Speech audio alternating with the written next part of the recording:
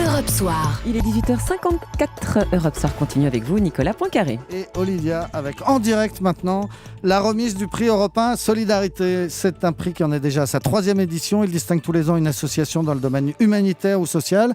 On lui offre un coup de pouce, une visibilité, une campagne de pub sur notre antenne. Alors l'an dernier, c'était Audition Solidarité, une association qui recycle des prothèses auditives pour les offrir à ceux qui ne peuvent pas se le payer. Et le prix européen leur a permis de plus que doubler leur activité en un an et de nouer des nouveaux partenariats. L'année d'avant, c'était Le Refuge, cette association qui s'occupe d'héberger les jeunes homosexuels, notamment lorsqu'ils sont virés par leurs parents. C'était avant le débat sur le mariage pour tous et Le Refuge était alors beaucoup moins connu. Il avait bénéficié de notre coup de projecteur. Cette année donc, 3e lauréat. Bonsoir Denis Oliven. Bonsoir. PDG d'Europe 1, vous allez nous révéler maintenant qui a gagné cette année. Oui, donc le jury qui est composé de Florence Aubenas, de Martin Hirsch, de Ronnie Broman et de vous-même Nicolas, a choisi cette année l'outil en main, une association dont l'objectif est d'initier des jeunes au métier de l'artisanat en les mettant en contact avec des anciens, des retraités qui leur montrent le métier et qui peut-être leur donnent le goût de le faire. Alors qu'est-ce qui a séduit le jury ? Je le sais, j'étais dedans, mais vous y étiez aussi. Eh bien ça, l'idée qu'au moment où on connaît les problèmes de chômage qu'on connaît, et par ailleurs que la population vieillit, l'idée de mettre en relation des retraités, des métiers qui sont peut-être pas assez connus et qui offrent pourtant de nombreux emplois avec des jeunes, pour les faire toucher du doigt ce que ça peut être, nous a paru une très bonne idée. Et donc on aura bientôt sur l'antenne d'Europe 1 une campagne de pub pour l'outil en main. Absolument. Alors on est avec les heureux lauréats. Yana Bourreau, présidente de l'outil en main, et Bruno Pinto, coordinateur national. Très heureux visiblement tous les deux. Ah, tout à fait. Alors expliquez-nous, donc de 9 à 14 ans, c'est ça qui nous a frappé, c'est que vous prenez des enfants très jeunes pour leur apprendre des métiers manuels. Oui, parce que, alors, pourquoi 9 ans ? Parce qu'avant, les enfants manquent de dextérité, et à 9 ans, donc, ils peuvent rentrer dans le système. Et pourquoi pas après 14 ans ? Parce que nous, ce n'est pas de l'apprentissage, c'est simplement une découverte des métiers. Et donc, après, nous rentrons dans le système de concurrence à l'apprentissage. Donc, nous restons dans 9-14 ans. Alors, des jeunes enfants dans toute la France, puisque vous êtes Tout à présent fait, dans... 45 départements. Voilà, et pour les former, des retraités. Alors, ce sont des bénévoles retraités, des seniors bénévoles, donc de métiers qui transmettent leur savoir 2 heures par semaine. Donc, revalorisation des métiers manuels, bien entendu, et puis la relation intergénérationnelle qui est superbe. Et alors, en particulier, les métiers qui mènent vraiment à un boulot. La maçonnerie, oui. couvreur... Oui, vous regardez une vitrine d'AMPE, de toute façon, vous savez ce qui est demandé. Ouais, c'est pas les trucs un peu bidons, genre maroquinerie, je sais pas quoi. La maroquinerie, c'est aussi un métier manuel. Comment ça se passe ? 1700 enfants cette année, 1800 professeurs ? Oui, 1800. Et il y a une enquête en Bretagne, j'ai vu, qui montre que, par exemple sur la Bretagne, mais ça doit être vrai ailleurs aussi, presque un quart des enfants que vous formez, Monsieur Pinto, finissent par devenir vraiment artisans ? Oui, tout à fait. C'est un sondage qui a été effectué sur l'association de Vitré.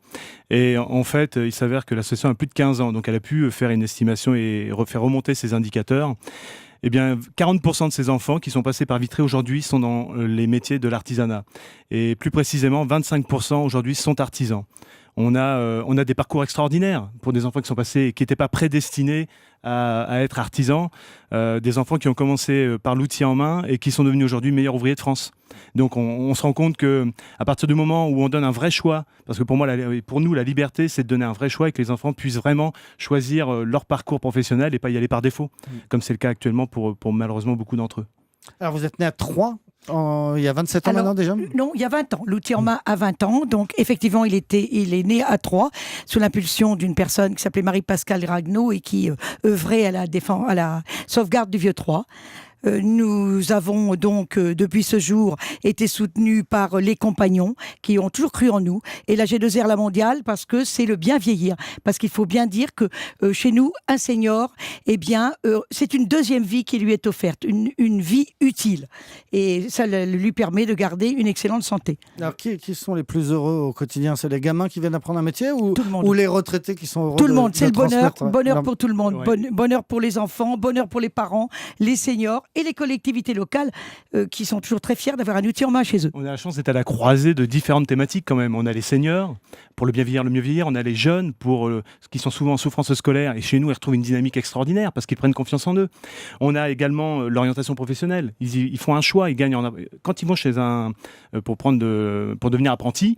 Et ben quelque part, ils savent déjà ce qu'ils veulent faire. Ils gagnent 1 an ou 2 sur ce qu'ils veulent faire parce qu'ils sont passés par chez nous. Ils ont été. C'est ça que je veux faire. J'ai touché la matière, donc je suis content et je me dirige vraiment vers ce que je veux, quoi. Donc on a vraiment une réussite à ce niveau-là. Et 9-10 ans, c'est pas un peu jeune pour se confronter au du monde tout. du travail, tu sais?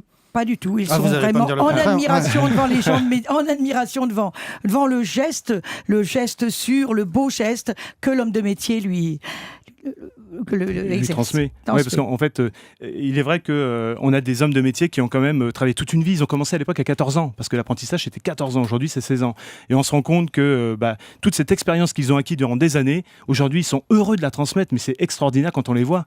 Et voilà, donc aujourd'hui, on est heureux d'avoir obtenu ce prix, parce que pour nous, c'est un vrai aboutissement. La présidente, ça fait 10 ans qu'elle est dessus, et elle a développé l'association comme jamais.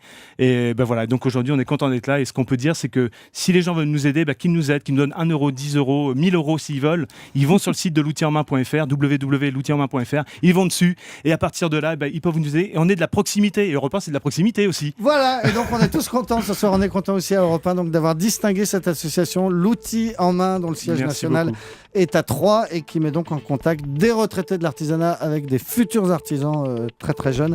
Merci Denis Oliven et bravo à vous. Je suis chargé aussi de vous transmettre les félicitations du maire de Troyes, très attaché à votre association, et c'est un ancien journaliste d'Europe 1, c'est François Barouin qui m'a demandé de transmettre ce message. Et merci à toute l'équipe d'Europe 1 et puis au jury. Merci. Vous écoutez Europe 1, merci de votre fidélité.